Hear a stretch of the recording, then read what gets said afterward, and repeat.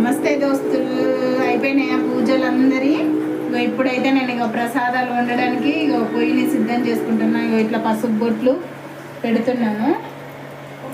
చూడది మంచిగా మందంగా.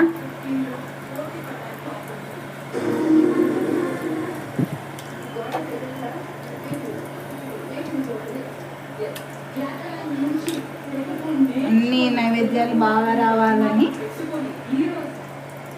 అగ్నిదేవుణ్ణి మంచిగా మనస్ఫూర్తిగా మొక్కుకొని పొయ్యిని మనం ఇట్లా అందంగా అలంకరించుకోవాలి.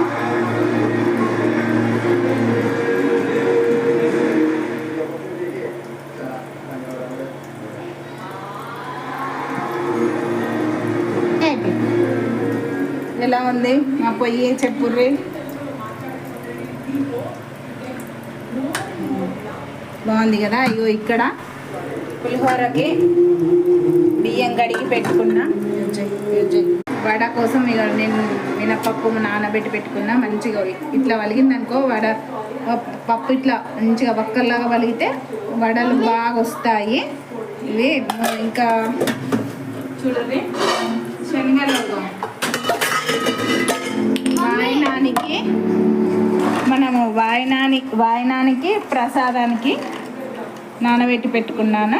ఇవి ఇంకా ఉడికేసి కొన్ని వాయనానికి పెట్టుకుంటాను.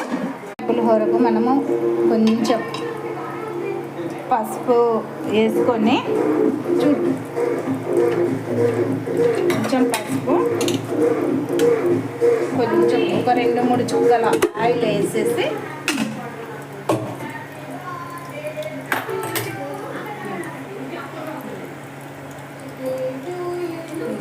ఫస్ట్ ప్రసాదానికి సారీ నేను గ్యాస్ బుడ్డి ఆన్ చేయడం మర్చిపోయాను.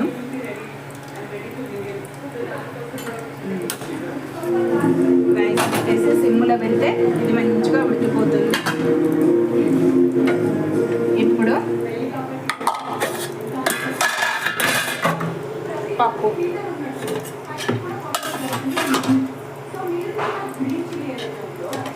పప్పు మంచిగా వడ కోసం గ్రైండ్ చేస్తాము. శనగలు, నల్ల శనగలు వాయనానికి ఇవే ఇవ్వాలి. కొంత తెలియక కాబుల్ శనగలు ఇంత పెద్దగా ఉంటాయి కదా, పూరి కూర అవి ఇస్తారు, కానీ ఇవే మోక్షము అమ్మవారి ప్రసాదానికి కూడా. ఇప్పుడు మనము ప్రసాదం కోసం